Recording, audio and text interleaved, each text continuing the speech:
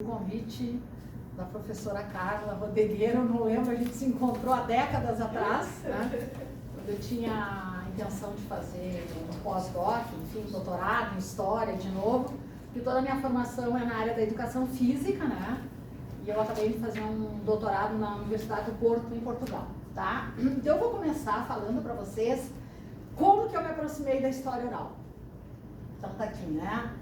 Tá, os slides, agradecer a minhas alunas, estava conversando com a Carla, que me ajudaram a dar cor e a animação para os slides aí do nosso trabalho. Ali tem os logos, né? Então eu coordeno um núcleo de estudos em História e Memória do Esporte, desde 2005, que é o ano que... Ele é anterior, mas ele foi certificado pelo CNPq em 2005. O CM é a nova sigla, logo do Centro de Memória do Esporte, né? E esse observatório que eu vou contar um pouquinho assim para vocês, tá? Então eu vou falar um pouquinho assim dos meus percursos com a história oral, o Centro de Memória do Esporte e o Observatório do Esporte Paralímpico e Esportes Surdos, que são projetos de extensão que desenvolvem atividades de pesquisa e ensino, né? Então aí tem uma linha do tempo, né? Como que eu me aproximei da história oral? Eu tenho verdadeira paixão por esse livro, eu guardo ele até hoje. Sei lá, ele é de 1990, tá? Do Antônio Torres Montenegro, eu sempre dizer Montenegro. E como é que aconteceu? A minha formação é em Educação Física na Universidade Federal de Santa Maria, uma universidade, um curso de Educação Física com aquela forte tradição militar médica, tá? Então, entrei em meados da década de 1980 e fiz a graduação. Sou da área do esporte, sempre pratiquei, só fui mudando as categorias. Atualmente a gente se diz que a gente é atleta master, né, em razão da faixa etária. E fiz cursos de especialização na área técnica do vôlei e tive a oportunidade no meio, ali no finalzinho da minha graduação, de ter aulas com professores que vinham da Alemanha, em razão do intercâmbio da Universidade Federal de Santa Maria com o DAD. E aí eu tive aula e eles falavam um certo português, enfim. E um deles era antropólogo, o professor Jürgen Dickert. Depois eu publiquei trabalhos sobre ele, a influência dessas pessoas no campo da educação física. E o outro é o professor Rainer Hildebrand, que eu tive a oportunidade de trazer ele esse ano. Hoje ele está com 72 anos de idade. Ele trabalha com concepções abertas de ensino. Então, a minha formação, que começou nessa forte tradição, né, da educação física, do esporte, do treinamento, comecei a enxergar outras coisas e eu disse, olha, eu quero me encaminhar para esse campo que hoje se chama da pesquisa qualitativa, da área histórica e sociocultural. Fiz um novo curso de especialização na área do currículo com um professor chamado Helmut Fenstenseifer, que também teve a formação na Alemanha, e eu convivi com ele e eu disse, é isso que eu quero estudar e fazer para compreender por que a educação física, a formação profissional é dessa forma. E 2 anos depois, eu tive a oportunidade de ingressar no mestrado da UFSM, do curso de Educação Física, e felizmente tinha uma linha de pesquisa lá, que era desse professor alemão e que trouxe também um professor chamado Silvino Santin. Ele é um professor, toda a formação ele é da filosofia, ele teve formação lá em Santa Maria, estudou na França, e ele aceitou me orientar. E não foi uma tarefa fácil entrar nesse curso de mestrado, e foi quando, no final da minha graduação, e aí já começando, eu disse que eu queria fazer um trabalho que não fosse baseado naquela época, né, só nos documentos oficiais. Porque eu sabia que tinha uma outra história lá. Aí eu disse, não, imagina se nós vamos aceitar um trabalho com entrevistas. Aí veio toda aquela discussão. Entrevista é carregada de subjetividade, a ciência que nós fazemos aqui é ciência, isso não é ciência, e por aí foi.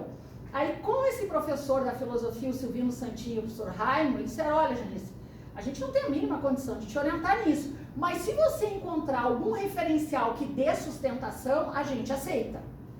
Bom, aí eu fui para a cooperativa dos estudantes e comecei a procurar, e conversa, sábado a Universidade Federal de Santa Maria, ela é uma universidade do interior, e a cidade também, a cidade de médio porte, tinha uma cooperativa lá, que os livros eram mais baratos, e também era um pouquinho um ponto de encontro das pessoas. E aí eu fui conversando, e eles orientavam, e eu disse, olha, eu quero trabalhar com o testemunho das pessoas, eu quero entrevistar pessoas, porque eu quero falar sobre como que esse centro foi construído. Pois bem, o livro que me indicou, não lembro, devia ter anotado o nome, tem o carimbo da SESMA, a data, e aí eu comecei a ler, dissecar, e foi assim que eu me aproximei da história oral. Isso são os anos idos de 1990, tá? Eu sou bem jovem aí. E aí expliquei para os professores, eles disseram, não, então aceita, né? Era uma outra concepção de orientação e tudo. Consegui fazer minha dissertação de mestrado, apresentei ela, naquela época o curso de mestrado era da duração de 3 anos, 40 créditos obrigatórios, e eu fiz muitas matérias na área da educação, na faculdade de educação lá, porque a educação física não tinha tantas disciplinas, né, nesse campo. Fiz a dissertação de mestrado sobre a história do Centro de Educação Física e Desportos, né? E, bom, descobri várias coisas, que ele foi criado em 1970 por um militar, que na época se chamava os observadores, que eram introduzidos dentro das universidades para conter um pouco nessas questões do movimento estudantil. Numa linguagem, na filosofia, eu assisti algumas aulas, aí chamavam os ratos dentro da filosofia, né? Então tinha essas terminologias lá. Fiz o meu mestrado lá, aí veio essa aproximação com a história oral, coloquei lá, vim para Porto Alegre, trabalhei em escola um pouco tempo, fui professora, tudo, mas sempre continuei tentando estudar e me aprimorar. Aí eu descobri, porque tudo são descobertas, né? Eu não tive uma orientação. A Fundação Getúlio Vargas, né? Aí eu disse, nossa, que mundo maravilhoso, né? Já estava descobrindo a FGV, né? E eles já tinham. E aí por ali eu fui descobrindo Marieta de Ambrosio, Verena Alberti, e bem nessa de descobrir, pegava os livros, ia lendo, conversava com alguém e tal.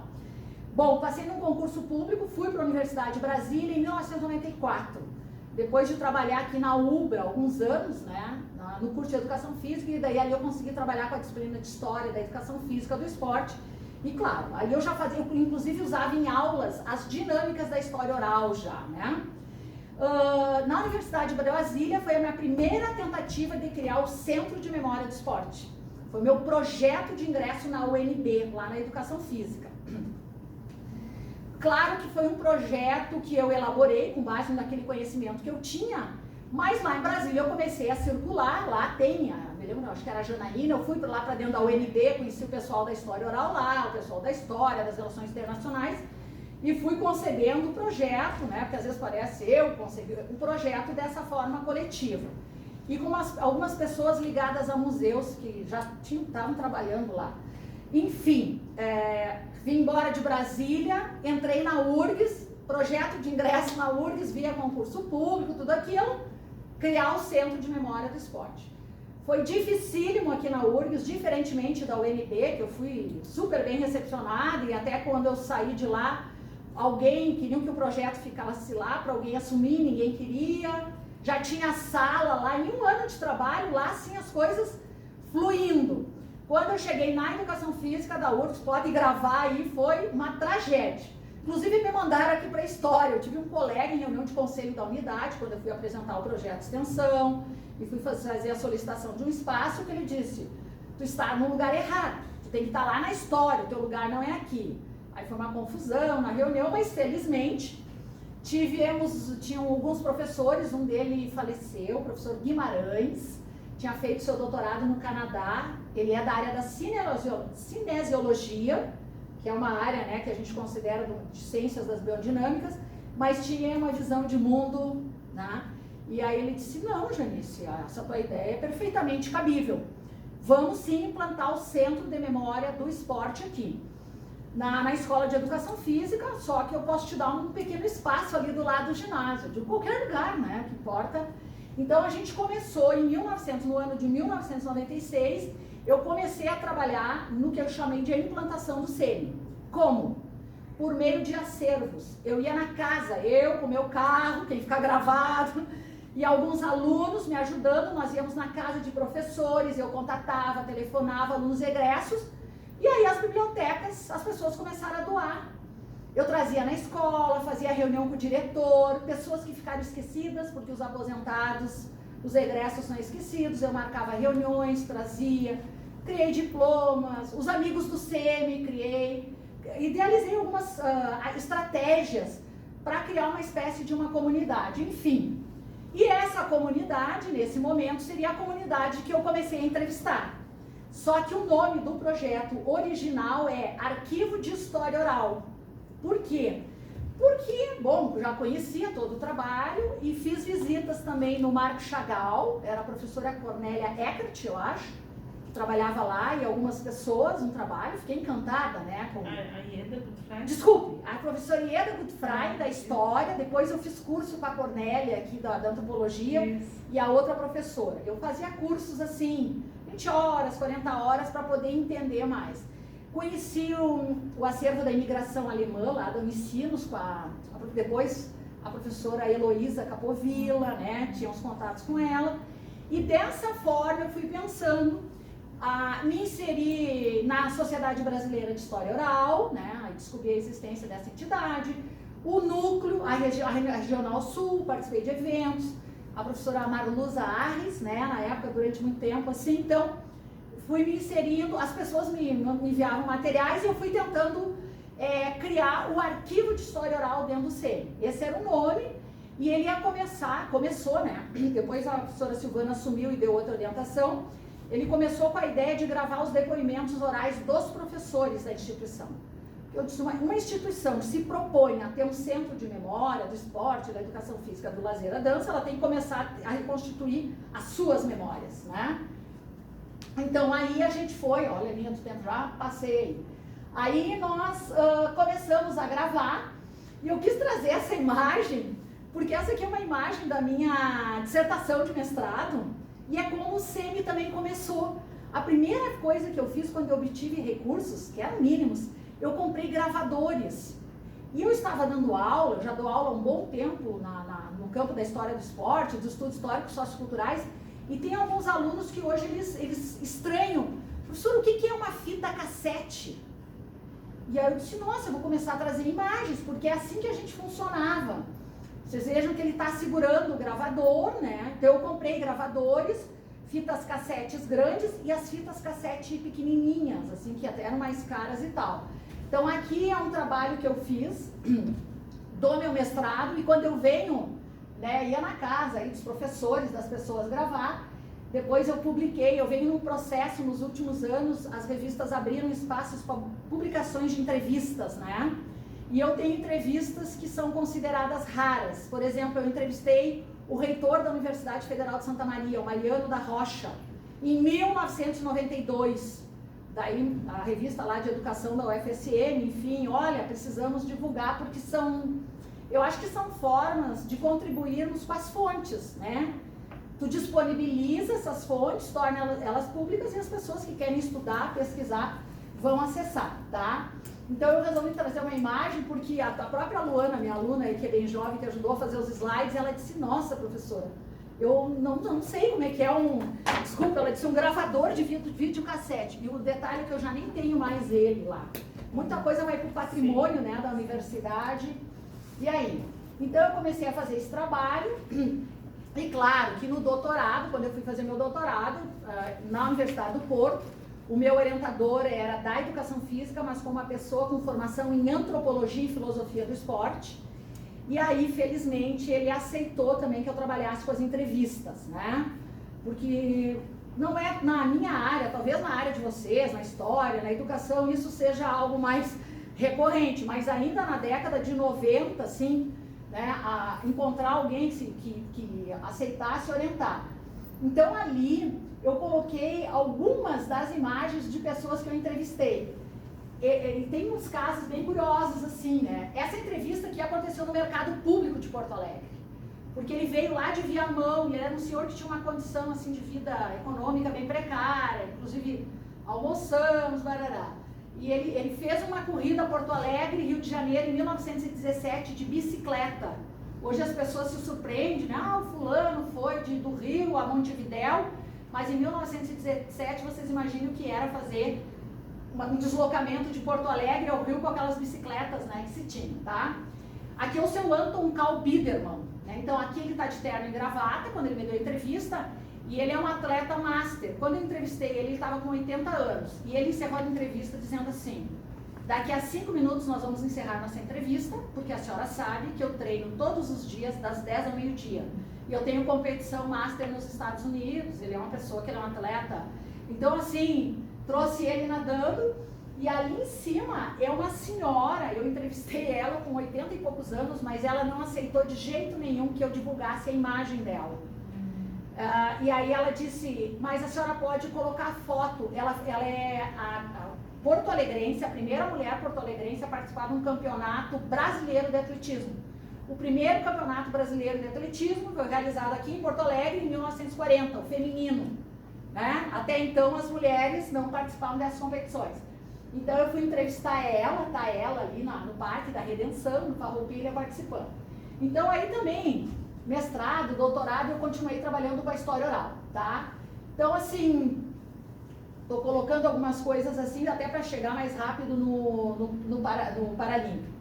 Então, durante muito tempo, né, na graduação, TCCs, no mestrado e doutorado, sempre que eu conseguia convencer, né, estimular, sensibilizar, as minhas dissertações, as que eu oriento, eu procuro fazer com que o pessoal trabalhe com a história oral. Porque eu acho, assim, que é algo, de todas as atividades, né, de coleta de documentos, assim, que a gente vai aprendendo, arquivos, é aquela que me dá mais satisfação. E até hoje, em todas as entrevistas dos meus orientandos, eu já orientei muita gente, no primeiro encontro eu vou junto, sempre. Sempre eu vou junto, porque eu gosto desse trabalho de campo, assim, né, de ir lá, de fazer. E daí, assim, a gente, porque isso é muito bom também, né, oxigena, ventila, tá? E eu acho importante a gente, para mim, né, não perder essas dinâmicas do trabalho de campo da coleta de dados, tá? Então, fora mestrado, doutorado, o CM, daí eu me afastei em 2000 do Centro de Memória do Esporte, porque eu fui fazer meu doutorado, né? Eu entrei na universidade, eu tinha mestrado, ó, tá aí a autora dos meus slides, a Luana, que vida veio.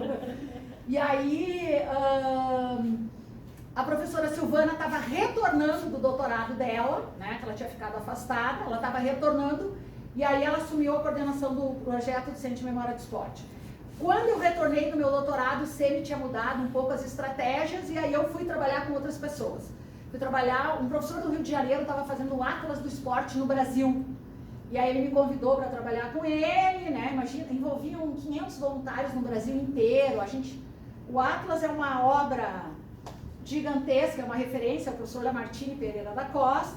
E aí eu fui trabalhar com o projeto do Atlas lá e outros projetos.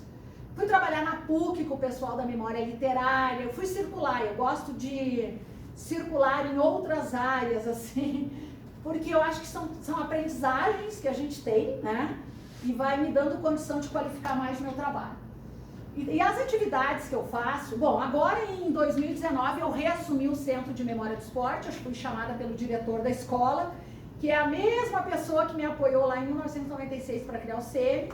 Ele se aposentou agora, o professor Ricardo Petersen, e ele disse, ó, Janice, eu quero que tu assuma o Centro de Memória do Esporte, né, e vamos tocar isso aí e tal. Então eu reassumi a coordenação do Centro de Memória, e claro, eu já fiz mudanças, né, porque cada pessoa tem suas concepções, suas formas de trabalhar. Então eu já mudei o logo, nós estamos, o projeto Garimpando Memórias, eu particularmente não gosto da palavra garimpando, tenho que dizer isso, né? Não sei, talvez pela realidade brasileira. Ele era um arquivo de história oral, na época eu criei assim, bom, as pessoas vão dando nomes, enfim, mas é o trabalho, né, da seção de direitos, tudo aquilo que veio lá da Fundação Getúlio Vargas, Verena Alberti, e a professora Silvana fez algumas adequações, que dentro desses processos de tempo. E esse projeto agora, ele segue, só que o nome dele é Memórias em Movimento. Né? Então, por toda uma nova reflexão que a gente fez, e porque as memórias estão sempre em movimento e sendo atualizadas. Né? Então, ele se chama Memórias em Movimento, e ele foi ampliado. Aqui eu listo algumas questões ali dos nossos trabalhos. Né? Na educação física, como eu estou nessa área 21, a gente tem uma tradição muito forte de publicação de artigos para sobreviver no programa de pós-graduação, né? Então, até a professora Carla tinha perguntado de livro, eu tenho um catálogo de clubes que eu estou há uns 5 anos para publicar ele, eu cadastrei mais de 1000 clubes desde 1867 até 2015.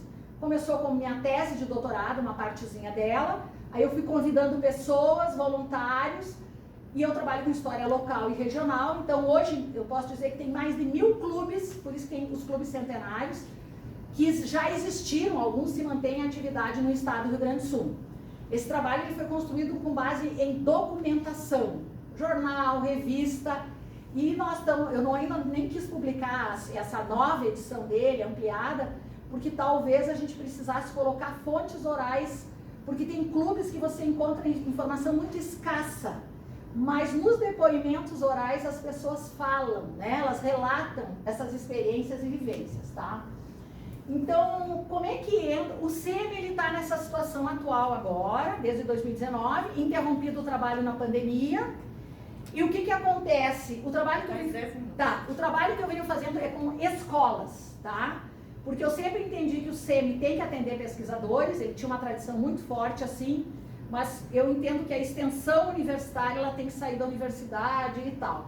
Então nós estamos fazendo trabalho, já fizemos trabalho com escolas da Restinga Velha, do Morro da Cruz, da Ípica. Recebemos dia 17 de novembro um ônibus com 45, né, mais ou menos, que vieram da Escola Municipal de Sapucaia.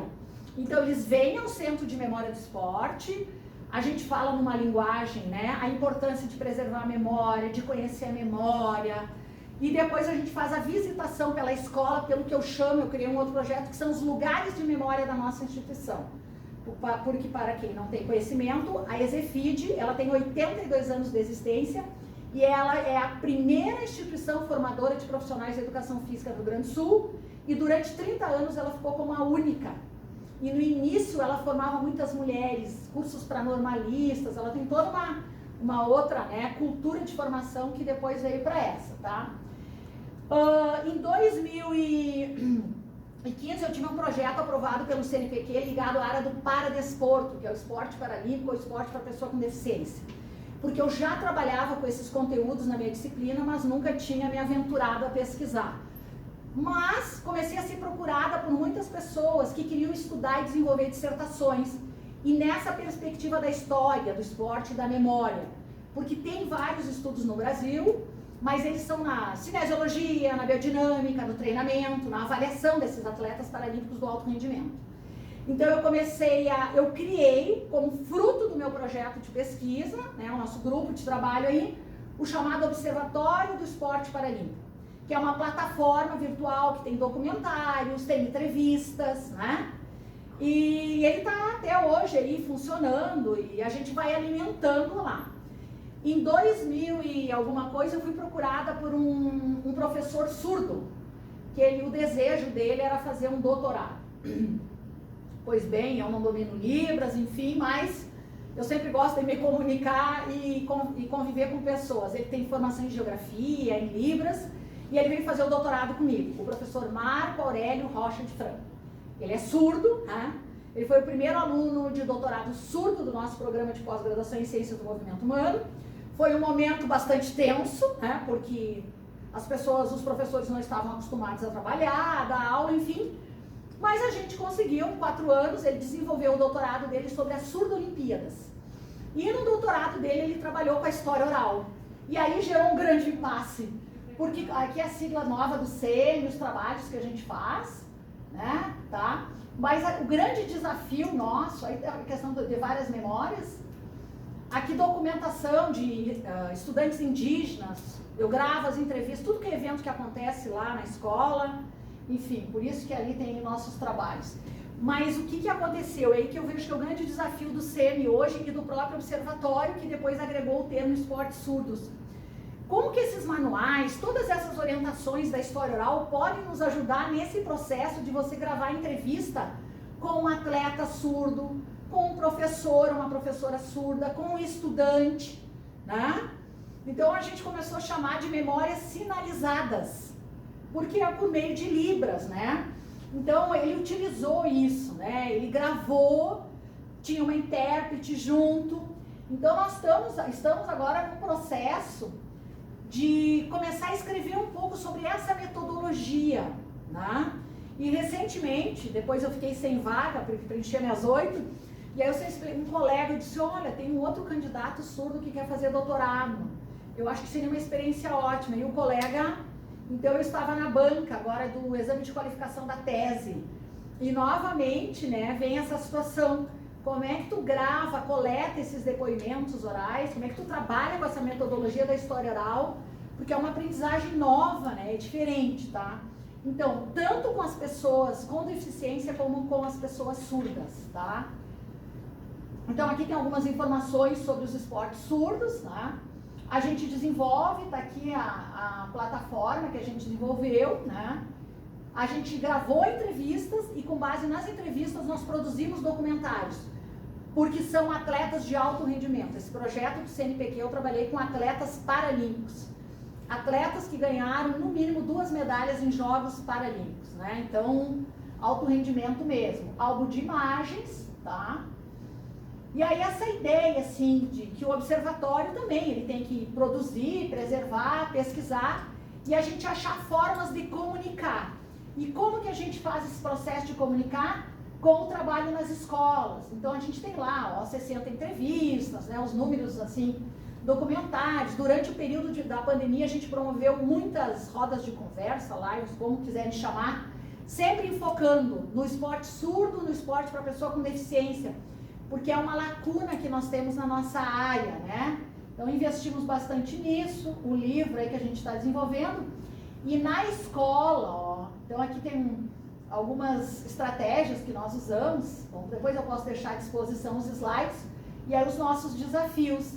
E essa questão de levar essas entrevistas, esses depoimentos para as escolas, ou trazer eles, né, aos alunos. Então nós conseguimos fazer na Restinga, lá na escola da Restinga, é Escola Municipal Vereador Pessoa de Brum, esse é o nome da escola.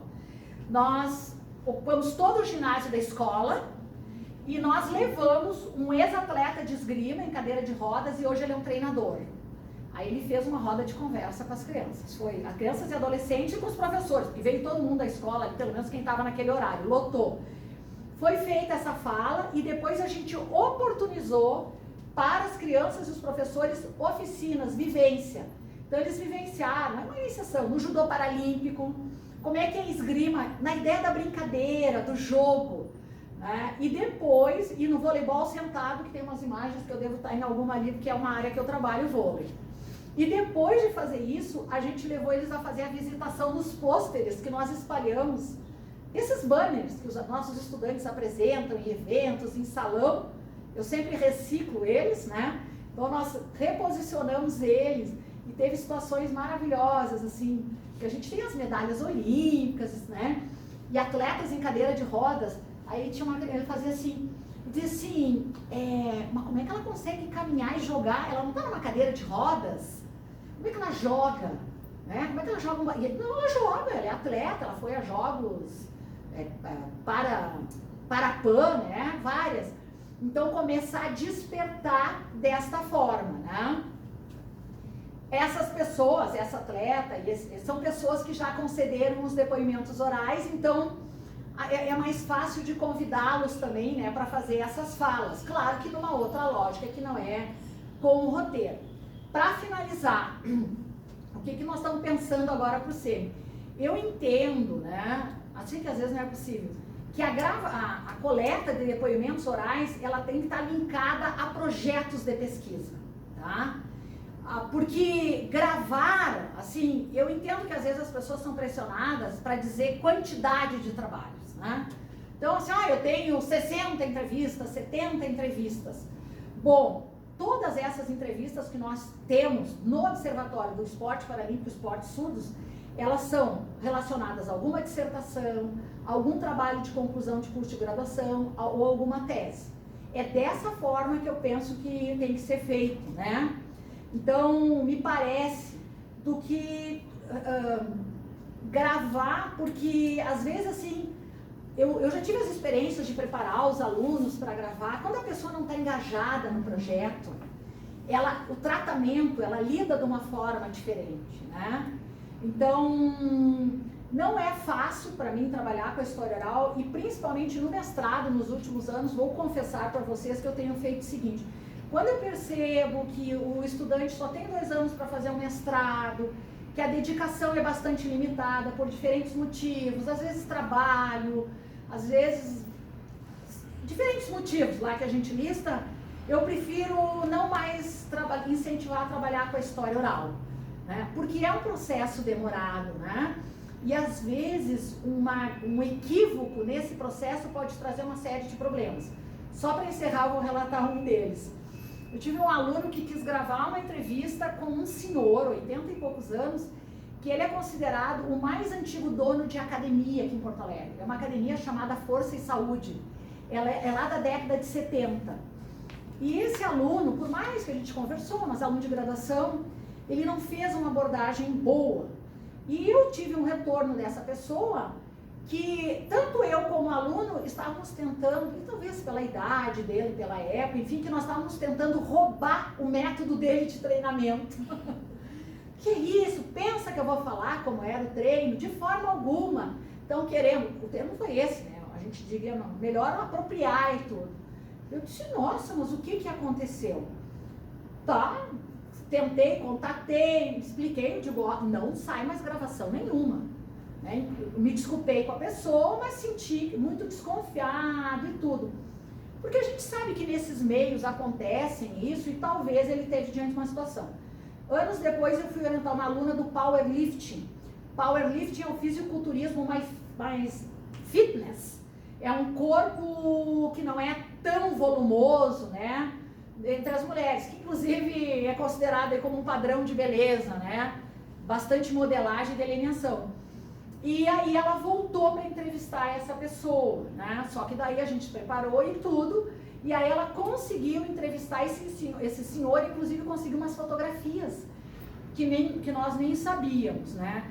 Então aquilo ali me serviu também como uma experiência para rever determinadas atitudes nossas, né? Nesse sentido de orientar para esse trabalho. Talvez ela também tenha conseguido, claro, ela se preparou, a maneira dela, por ser mulher, às vezes. A gente começou a refletir por que ela conseguiu, o que houve, né? Então, às vezes, é necessário a gente fazer esses debates e reflexões sobre isso, assim, com relação aos trabalhos, né? Porque se dependesse, assim, da minha motivação, eu gostaria que todos os meus trabalhos tivessem, né, essa metodologia, não só porque é muito mais que uma metodologia, né? É toda uma concepção que está ali de trabalho com as fontes orais, tá? Então é isso, corri. E agora é isso que a gente está fazendo aí, né? Até encontrei aqui o Incluir. Eu sempre gosto de divulgar onde eu vou, porque a importância do Incluir na URGS, né? Os tradutores e intérpretes, e a necessidade de ampliar, né, as pessoas que atuam nesse setor, porque ao conviver já desde aquela época, né, com uma pessoa surda, eu vi que o trabalho do intérprete, até para a gente poder viabilizar essas metodologias, é fundamental. E ele é bastante cansativo, né?